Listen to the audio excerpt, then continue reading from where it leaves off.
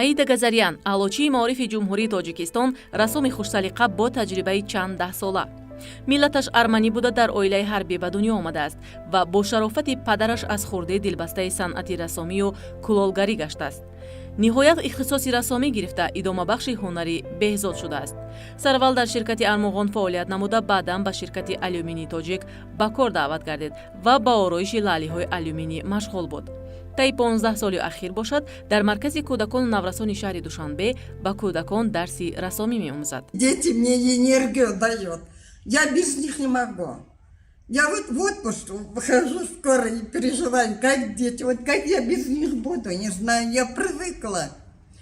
Мне с ними хорошо, я сюда прихожу как будто, ну знаю, вот мне без них трудно, я бы не смогла. Вот они мне помогают ходить, жить.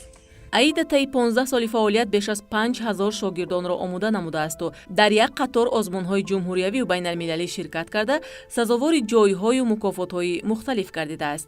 имрӯз бисёре аз шогирдони аида дар хориҷи кишвар кору зиндагӣ мекунанд ва ҳанӯзам бо устоди хеш дар иртиботанд. Выпускников, вот они уходят, как мы без вас будем? Но связь я поддерживаю очень многим. Вот одна у меня в Британии, она переписывается со мной. Жумрат, она переписывается, и остальные во Франции. Фарух, помните, как мы с вами обедали? Помните, как мы с вами туда пошли, туда? Как вы нам помогали? Я говорю, помню, я так скучаю. аида армиковна шахси беҳтарин, одами хеле дилсӯз, мураббӣ, яъне устоди хеле арзанда мебошанд, беҳтарин устод ҳастанд мегӯям. ва бо он кас бори аввал ман соли 2009 ки дар он вақт тахминан ман синфи 8 ё 9 будам, бо он кас вохӯрдам. Он кас маро ба ман яъне пешниҳод карданд ки бо ман яъне дар ин ҷо таҳсилатро давом де, ҳунарро сайқал де. тақрибан мумкин як 5 моҳ дар он ҷо таҳсил кардам ва баъдан баъди синфи 9 баъдан маро ба коллеҷи расомӣ ба номи Мирзо Раҳмат Олимов бурданд. роҳнишондиҳандаи ман дар ҳунари расомӣ ҳастанд. бисёр роҳбари ғамхор ҳастанд.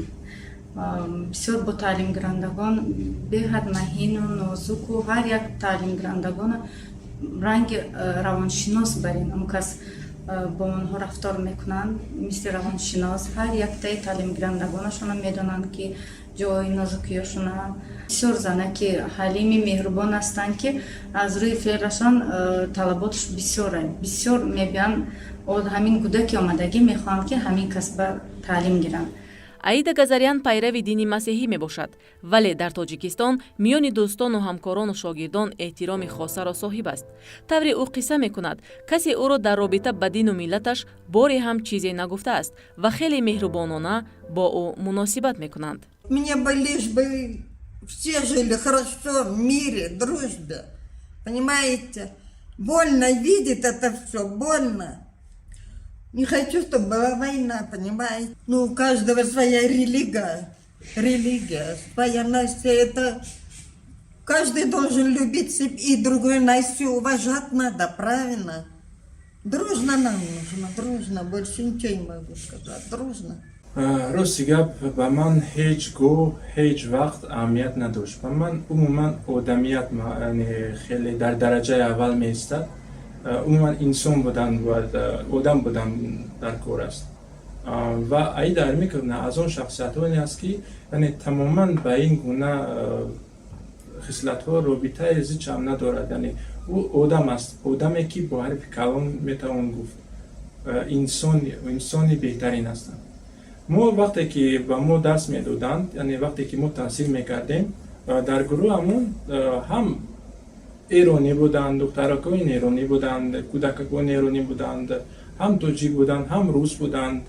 новобаста аз дину аз мазҳаб ба мо як хел дарс медоданд ва ҷудо ҳам намекарданд. яъне барои аида армиковна ин мавзӯъҳо хеле бегона буданд. барои ман фарқе надорад ки ӯ ки асту ӯ чи асту аз куҷо асту кадом дину кадом умуман роҳеро пеша кардааст. барои ман инсон будан бо باید باشد. انسان در مد اول باید آدم انسان باشد.